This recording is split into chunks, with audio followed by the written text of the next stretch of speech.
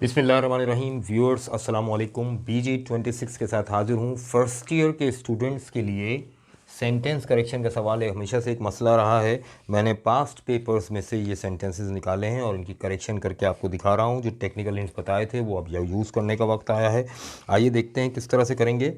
देखिएगा, इसमें subject verb agreement भी यूज़ होगा और जो टेक्निकल हिंट्स बताएँ वो भी यूज़ होंगे। लाइक पहला ही सेंटेंस जो है ये सब्जेक्ट वर्ब एग्रीमेंट से रिलेटेड आ गया है और इसके बारे में मैं कुछ पॉइंट्स इंपॉर्टेंट बताता जाऊंगा। Each of the boys try to give his best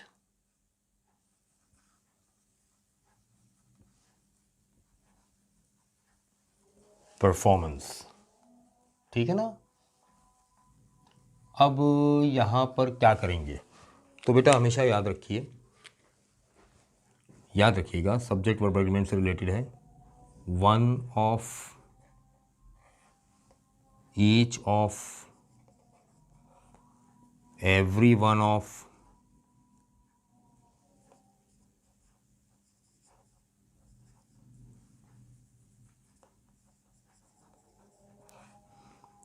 ठीक है ना, एनी वन ऑफ, ये सब के सब सिंगुलर सब्जेक्ट्स हैं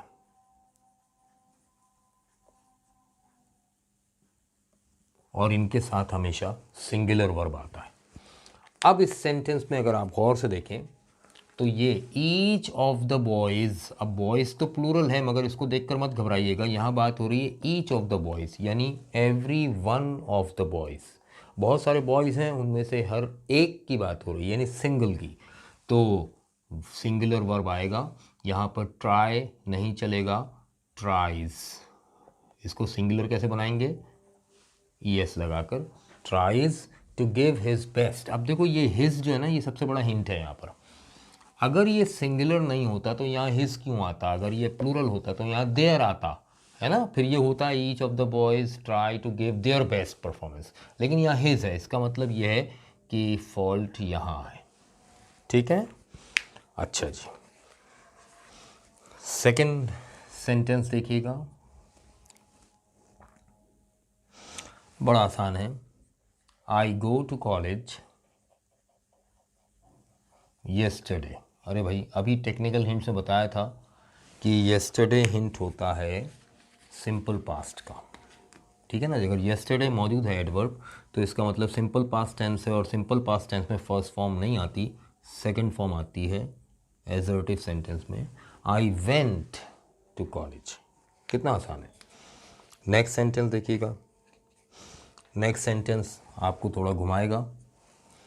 ही, अच्छा जी, read the book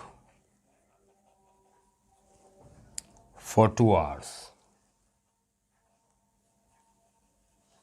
अब मैंने बताया था जहाँ पर सिंस और फॉर आ जाए, फॉर के साथ ड्यूरेशन है, इसका मतलब टेक्निकल हिंट्स में देखिएगा ये परफेक्ट कंटिन्यूस टेंस बनेगा।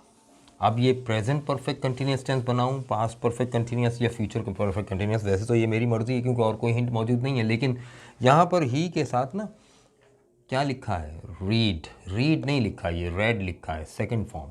इसका मतलब एग्जामिनर हमसे चाह रहा है कि हम इसे पास्ट परफेक्ट कंटिन्यूस टेंस में चेंज करें। अगर ये रीड्स होता, एस लगा होता, तो इसका मतलब प्रेजेंट में चाह रहा है। बहरहाल दोनों सही हैं इसके आंसर्स। हम इसको हटाकर क्या करेंगे, हैज़ बीन रीडिंग, ये भी सही है,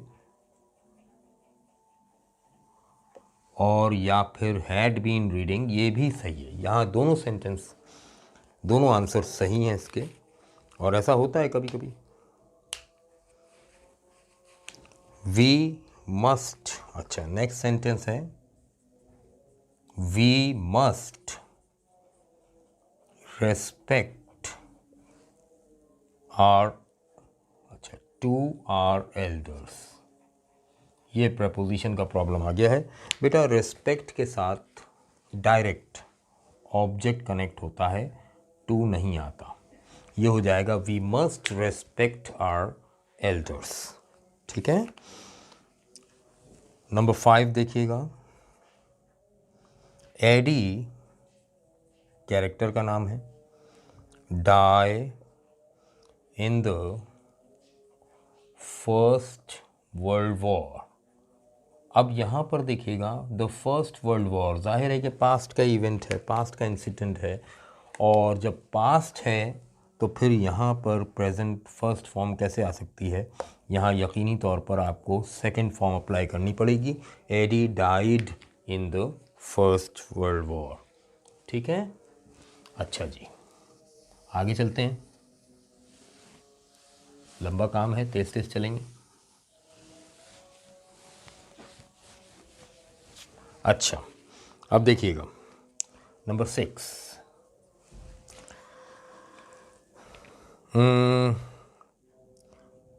ही वॉज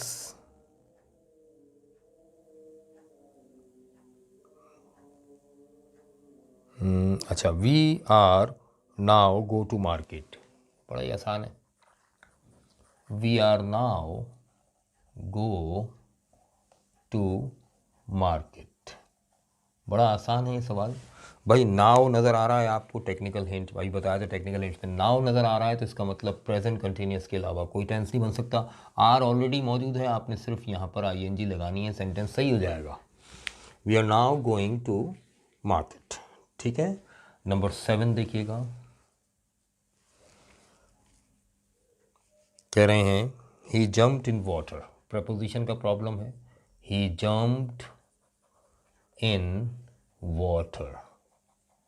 सवाल ये है कि आपने प्रपोजिशन में जो पीपी की सीरीज़ है प्रपोजिशंस की, उसमें देखिएगा इन और इनटू का डिफरेंस, तो मैंने क्लियर किया था, जब सरफेस या बाउंड्री चेंज, जब बाउंड्री या मीडियम चेंज हो रहा होता है तो हम इनटू अप्लाई करते हैं बजाय इन के।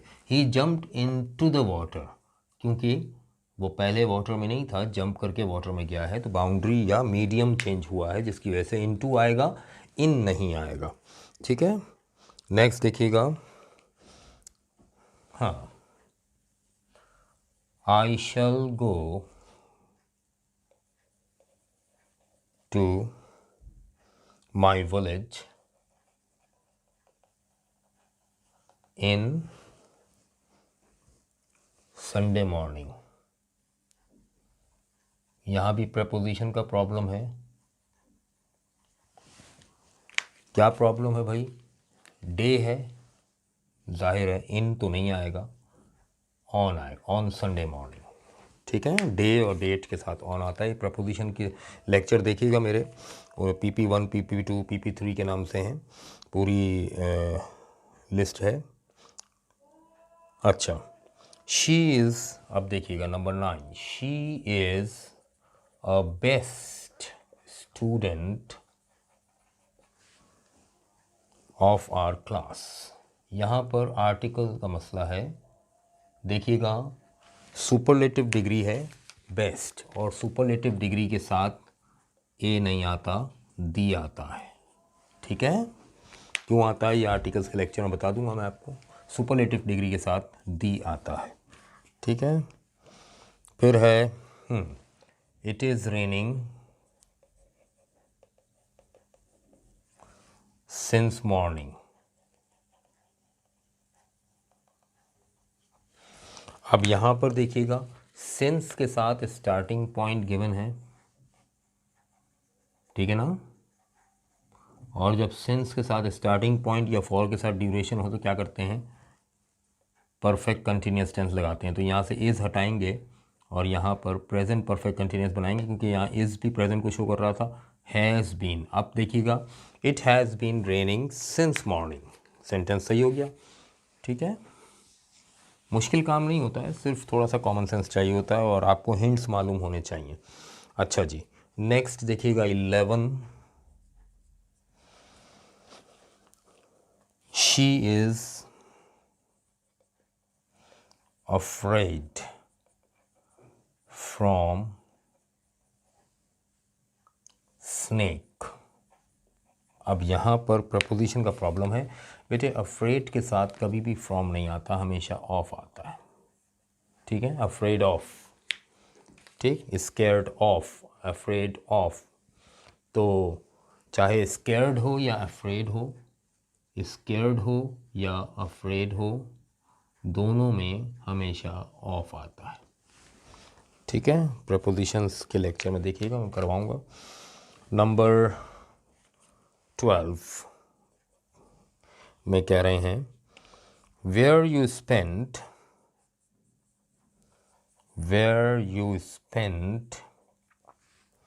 your holidays। अच्छा, स्पोकन में तो चल जाएगा, ये रिटन में गलत है। क्वेश्चन मार्क भी लगा हुआ है आखिर में। अगर क्वेश्चन मार्क लगा हुआ है तो देखिएगा, इसकी पहचान ये होती है कि आप ये क्वेश्चन वर्ड यानी व्हेन, वेयर, वाई, हाउ जो भी है उसे हटा दें तो भी सेंटेंस इंटरोगेटिव होना चाहिए। लेकिन अगर मैं यहाँ से वेयर हटा रहा हूँ तो यह है यू स्पेंट योर हॉलीडेज़, ये तो इंटरोगेटिव नहीं है, इसको इंटरोगेटिव बनाइए। कैसे बनेगा? ये सेकंड फॉर्म है, पास्ट इंडेफिनिट है ना, तो हमने इसे हटाना है, फर्स्ट फॉर्म में कन्वर्ट करना है।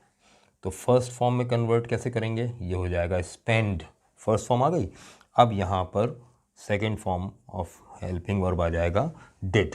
Where did you spend your holidays. अब अगर मैं यहाँ से वेयर हटाता हूँ तो भी इंट्रोगेटिव है, देखिए did you spend your holidays, है ना। तो ये इसकी सही होने की पहचान होती है कि क्वेश्चन वर्ड हटाएंगे तो भी सेंटेंस इंट्रोगेटिव ही होना चाहिए। ठीक है, अच्छा जी। नेक्स्ट नंबर 13 देखिएगा।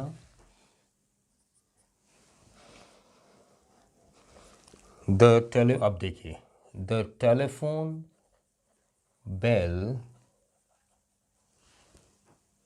Wrong while I write a letter।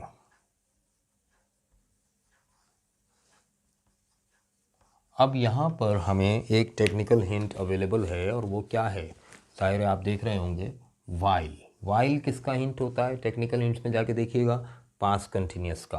तो यहाँ पर प्रेजेंट इंडेफिनिट नहीं चलेगा, पास्ट कंटिन्यूस चाहिए, तो ये हो जाएगा वॉज राइटिंग। अब पढ़िए, the telephone bell rang while I was writing a letter. तो देखिए सिंपल पास्ट टेंस है और ये पास्ट कंटिन्यूस है। मैंने बताया था ये होल एक्शन है और ये पार्ट एक्शन है। ठीक है, वाइल पास्ट कंटिन्यूस का हिंट होता है।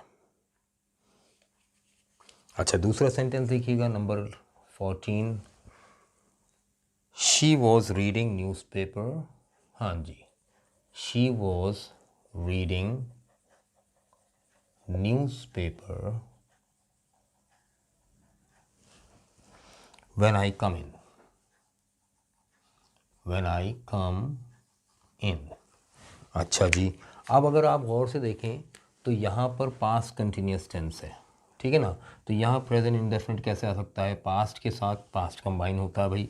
तो मैं यहाँ से फर्स्ट फॉर्म हटाकर सेकंड फॉर्म लगाऊंगा। व्हेन आई केम इन, जब मैं दाखिल हुआ। ये व्हेन की वजह से पास्ट कंटिन्यूस टेंस है, और पास्ट कंटिन्यूस टेंस अगर एक क्लॉज है तो दूसरा क्लॉज हमेशा, अगर सेंटेंस में, कॉम्प्लेक्स सेंटेंस में एक क्लॉज पास्ट कंटिन्यूस में है तो दूसरा क्लॉज हमेशा हमेशा हमेशा सिंपल पास्ट होगा। ठीक है, नोट कर लीजिएगा। Number 15।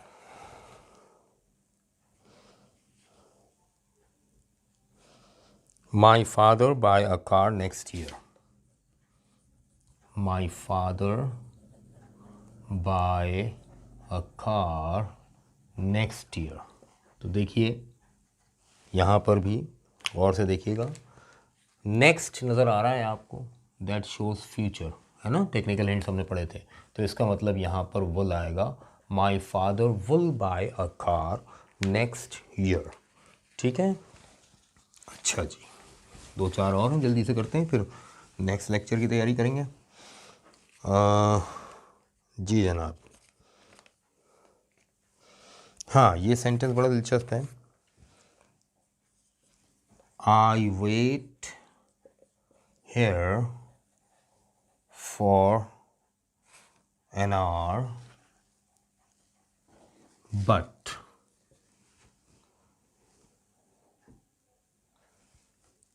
he not come yet।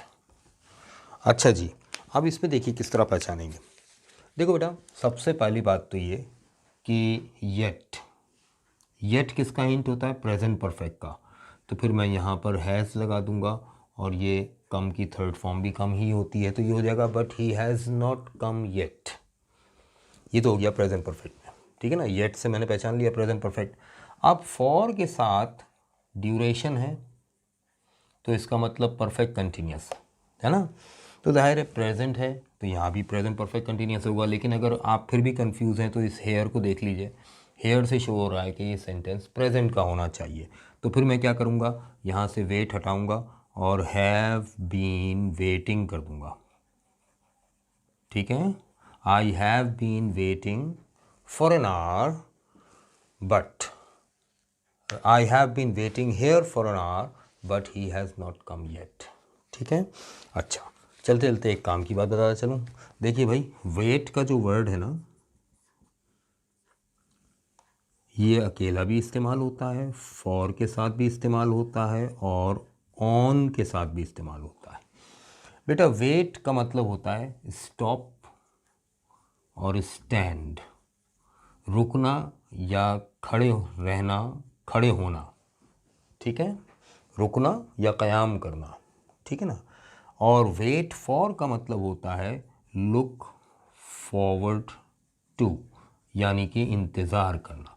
जब तक फॉर नहीं लगेगा तब तक इसका मतलब इंतज़ार करना नहीं निकलेगा। जैसे हम कहते हैं ना वेट अ मिनट, तो वेट अ मिनट का मतलब ये नहीं कि 1 मिनट इंतज़ार करो, वेट अ मिनट का मतलब है 1 मिनट ठहरो। याद रखिएगा, वेट अकेला है तो इसका मतलब ठहरना है। वेट अ मिनट, भाई 1 मिनट का कोई इंतज़ार होता है? अब मैं बस स्टॉप पर गया आपका इंतज़ार करने और 1 मिनट खड़े होकर वापस आ गया, मैंने कहा भाई मैंने इंतज़ार किया, ये इंतज़ार कहलाएगा ही नहीं, है ना, राइट।